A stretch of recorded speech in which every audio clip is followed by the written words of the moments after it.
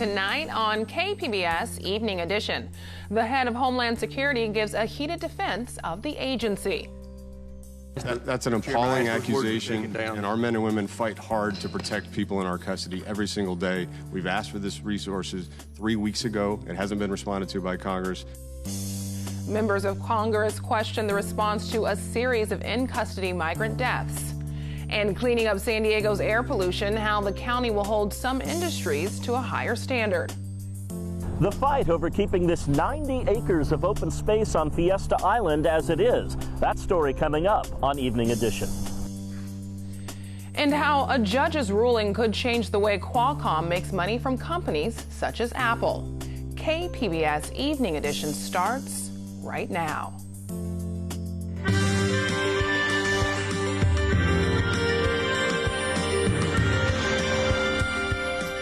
Good evening. It's Wednesday, May 22nd. Thanks for joining us. I'm Ebony Monet.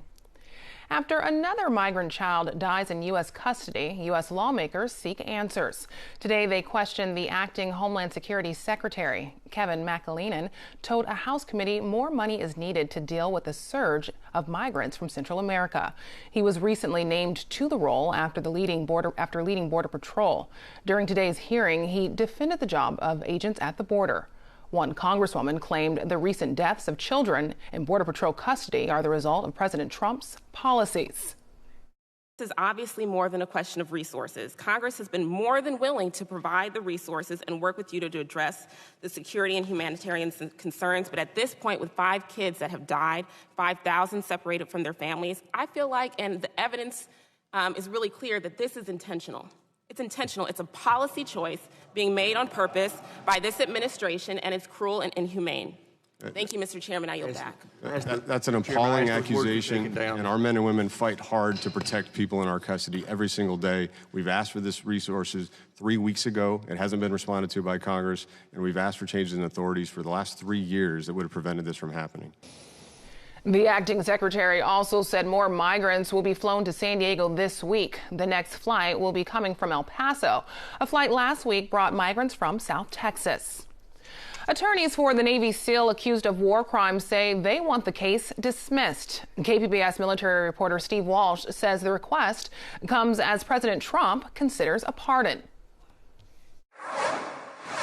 The New York Times has reported that SEAL Chief Eddie Gallagher is one of a handful of people President Trump is considering for a pardon. Gallagher was in court Wednesday. His attorney, Tim Palatori, says Gallagher didn't ask the president to pardon him. Instead, they want the case dismissed.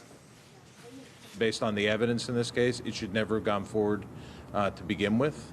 And based on the significant misconduct of the prosecutors and the investigators, it needs to end. Now, we have not asked the president to get involved. Gallagher's supporters have blanketed the media. They've also enlisted a number of congressmen, including Representative Duncan Hunter, to lobby on Gallagher's behalf. The SEAL is charged with killing a wounded teenage ISIS prisoner in 2017. Members of his own platoon are set to testify. Wednesday, the defense accused prosecutors of placing an electronic tracking device in emails sent to defense attorneys and reporters to determine the source of leaks in the case. The judge previously ordered all electronic tracking to stop. Steve Walsh, KPBS News. There's a new plan to tighten limits on air pollution in San Diego. KPBS environment reporter Eric Anderson says current rules are more than 20 years old. All board members being present and voting aye. The supervisors voted unanimously to have the County Air Pollution Control District draw up tighter pollution limits. The existing guidelines are based on the number of cancer cases the pollution could cause. San Diego's limit of 100 cases per million residents is 4 times higher than the limits in Los Angeles and San Francisco. Supervisor Nathan Fletcher says the local risk should be reduced. We want to lower that threshold of cancers per million. I would like to see it lowered as low as possible, which will provide a greater obligation on the part of industry to clean up their act. A handful of people concerned about air pollution urged the supervisors to let local regulators start the process of changing the rule. Industrial Environmental Association CEO Jack Monger supports the move, even though he says cars and trucks are the biggest polluters. He says industry will carry the burden of adjusting. If your emissions are over this certain point, then you have to do some additional work. You have to put in some best management practices to reduce those emissions. Or another requirement would be you have to notify the public around you that these are your emissions so they're aware of the exposure. Any rule change that reduces the risk of cancer related to air pollution is welcome in neighborhoods like Barrio Logan that already suffer from some of the dirtiest air in the county. Eric Anderson, KPBS News. It's the risk of pollution from nuclear waste that slowed operations at San Onofre. But now the delicate process of moving spent fuel into storage is about to resume. KPBS science and technology reporter Shalina Chatlani tells us what's next. It's been nearly 10 months since the Nuclear Regulation Commission put a ban on fuel transfers at San Onofre. It came after a near accident when a canister of radioactive material was suspended for nearly an hour without proper supports. A spokesperson for the NRC wouldn't say why they're allowing the fuel transfers to resume. He says more information will come in a June 3rd webinar. A spokesperson at Southern California Edison says transfers will begin after a few weeks. Shalina Chatlani, KPBS News. More than $100 million will be set aside for victims of recent wildfires. Today, Pacific Gas and Electric was granted approval to set up the fund. It's part of the utility's bankruptcy case. Fire investigators say faulty equipment started fires in 2017 and 2018 in Northern California. A ruling today in San Jose court sent Qualcomm stock tumbling. As KPBS reporter Lynn Walsh tells us, it could change the way the San Diego-based company does business. A U.S. district judge in San Jose says Qualcomm unlawfully squeezed out competition and imposed excessive licensing fees for its chip technology. As a result, the company will have to renegotiate those fees with its customers. University of San Diego economics professor Alan Jin says this may benefit consumers. If it stands, Qualcomm will have to lower its prices, and so that may benefit consumers in that the companies that use Qualcomm products may lower their prices then. The judge says Qualcomm made it more difficult for cell phone chip manufacturers like them to enter the marketplace. Qualcomm declined an interview with KPBS but sent a statement saying the company disagrees with the ruling and plans to appeal. If the ruling stands, the company's pricing will be monitored by the federal government for 7 years. Jin says it's common for companies to appeal these types of rulings, but it's possible this case could be dropped. There's kind of a conflict within the government. So the FTC, the Federal Trade Commission, has been pursuing this, but the Department of Justice, which usually is on the FTC's side, actually has a more lukewarm approach to this issue. At market close today, Qualcomm's stock was down 11%. Jin says he doesn't expect those losses to last, though. He says this ruling is a small setback in terms of profitability and will affect pricing. But due to Qualcomm's involvement in 5G technology, it probably will not have long-term impact for the company. Lynn Walsh, KPBS News. Today we're at the Horton Plaza Mall in downtown San Diego to talk to the Downtown San Diego Partnership about what plans to transform this mall into a tech hub will mean for the area. Hi, I'm Betsy Brennan, the president and CEO of the Downtown San Diego Partnership. And our whole mission is economic prosperity and cultural vitality of downtown San Diego. What about the plan does the Downtown San Diego Partnership support? Why is this right for San Diego? Well, this project is going to provide more than 3,000 high-tech jobs, and it's going to have construction jobs, high-paying construction jobs while they're doing the construction, and it's going to give about $1.8 billion to our economy every year when it's fully renovated. And there's already a bit of a small tech hub forming in North County. Yes. Why is it right for downtown to also have a tech campus? Why downtown? Well, we have been working with UCSD and the other universities and the Economic Development Corporation. In 2018, we identified 140 startups downtown. So there's actually an ecosystem downtown of startups already, and this project's going to make that bloom even more. A lot of those tech firms are in the artificial intelligence and the drone space, so there's a lot of tech happening here. And we also have wonderful world-class universities here that give us the talent that can work in all of these new positions that are going to come in Horton Plaza and other projects all around downtown. Why didn't a mall work in this location? Why was the mall business plan the wrong plan for this location? So the mall business plan for Horton worked for decades, since 1985, but in the last decade or 5 years, there's been a decline in malls nationwide in retail and brick and mortar establishments. And we are still going to have retail here, but it's going to be very smart, targeted San Diego focused retail and food and beverage. And that's the kind of thing that is still thriving all over the country. And you can see that even in San Diego in places like Little Italy or in Liberty Station, where you have a focus on San Diego businesses and retail. So you don't need quite as much space in many cases, but you need smart design for that space. And what's your future vision for this section of downtown San Diego, and how does the campus at Horton fit into that? Yeah, so downtown is the heart of the region. We want everyone to feel welcome and excited about coming downtown. So we're building a city for residents. We want people from North County, East County, South County to know that this is their downtown too.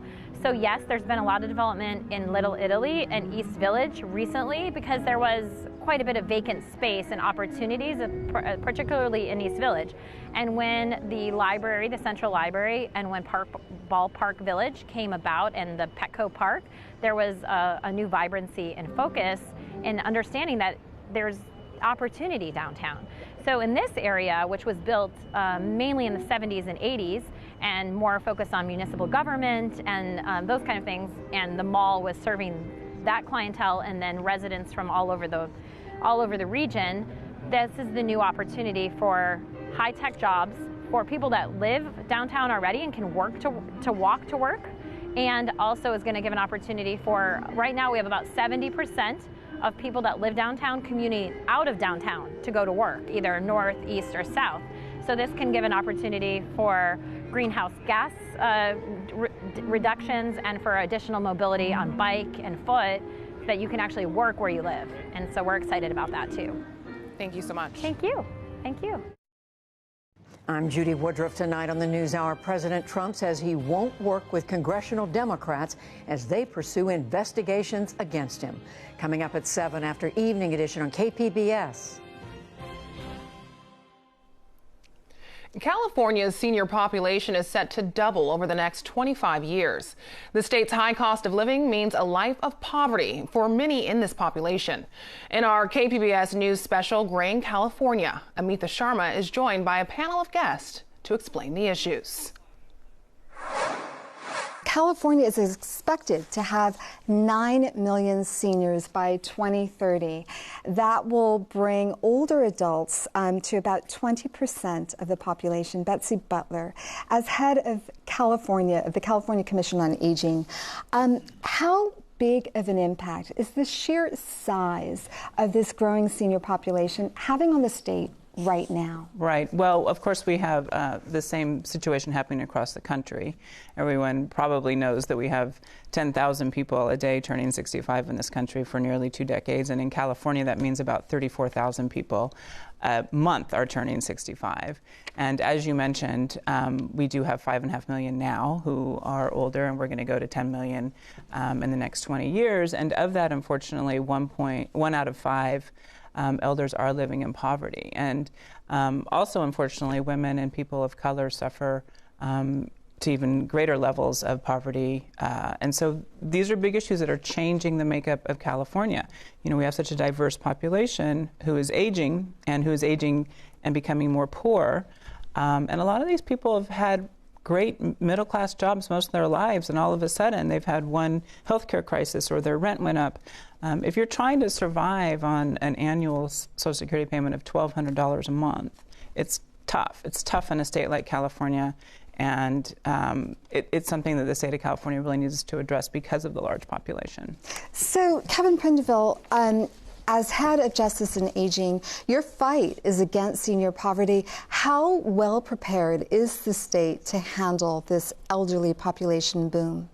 Yeah, well, unfortunately, the state is not well prepared at all, even in the way that it cares for and takes care of the seniors that are already existing and living in our state. As Betsy talked about, we have the highest rate of senior poverty in the country.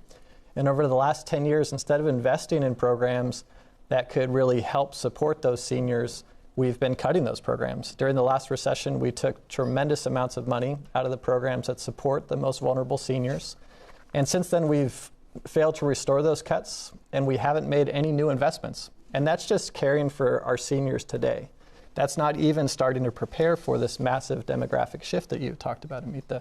So we haven't taken the necessary steps to really think ahead and plan for how collectively we're all going to care for the parents, grandparents, aunts, uncles, partners, spouses, neighbors in our communities. You know, how are we going to come together to collectively provide for each other?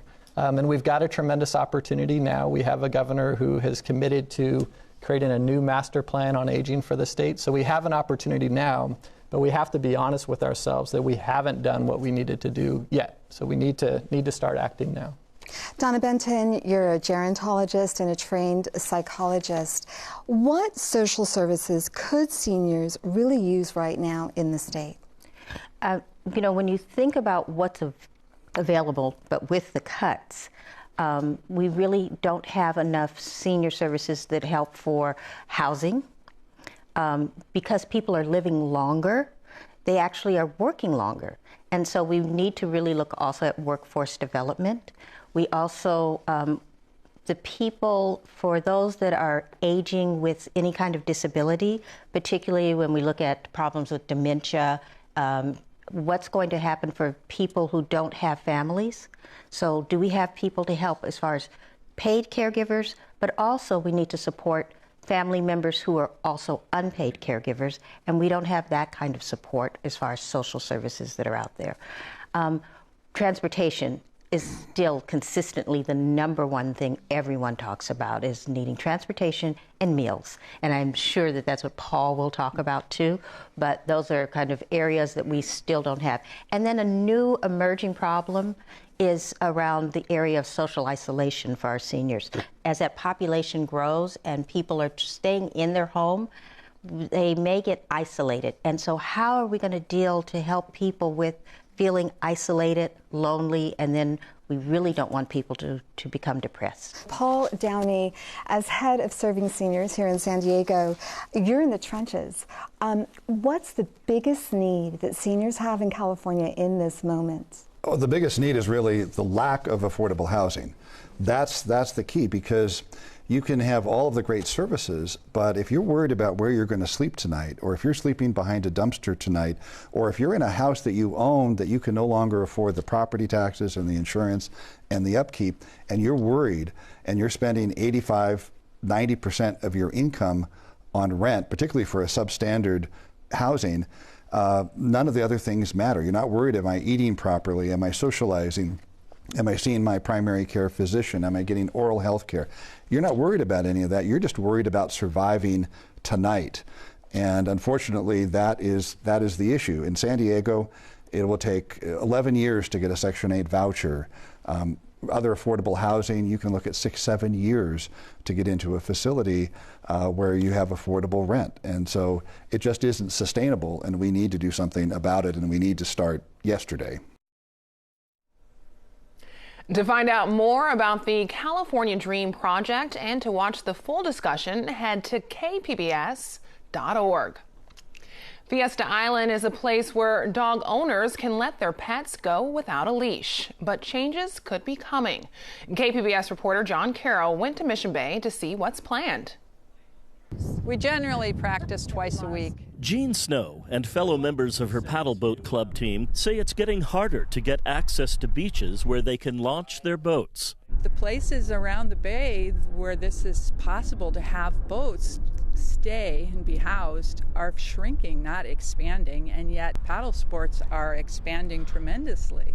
That's why Snow and other paddlers are in favor of a proposal to build a road through 90 acres of land on Fiesta Island, primarily used as an off-leash dog park. The road would give the paddlers access to base and launch their boats from this shoreline.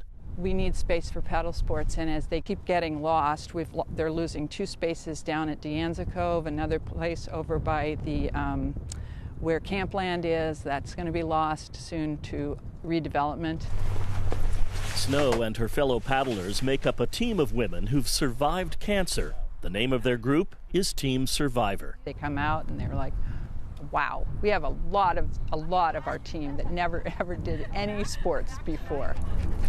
The road bisecting the island would split the space roughly in half. People who use the dog park say it would ruin the integrity of the open space. Proponents of keeping this 90 acres of open space as it is say the paddlers have other beaches where they can go, including a nearby beach called South Shores. And why should taxpayers subsidize somebody's private boating club when they have other places to go? Carolyn Chase says South Shores Beach is far better suited to the paddlers. They have the access road, the restrooms, the lighting, the beach, most of the beach. But Jean Snow says South Shores is not big enough for the boats that would have to be stored there, and she says it's too rocky, putting the hulls of the expensive boats at risk. Still, Chase says what the paddlers are asking for is unfair to everyone else. And of all the uses that exist on Fiesta Island, off-leash dog use is actually the largest use every single day of the year, and we should not be cutting back on the space we have. The city's Environment Committee will take up 2 proposals at their Thursday meeting. Option A would greenlight the building of the road, grading of a slope down to the beach, and construction of the beach itself, all at taxpayers' expense. Option B would leave everything the way it is. Whatever decision they make will go before the full city council. That's expected sometime in June. John Carroll, KPBS News. Parts of San Diego got a late afternoon soaking, and this cool and cloudy weather is expected to last through the weekend. Regina Miller has tonight's forecast.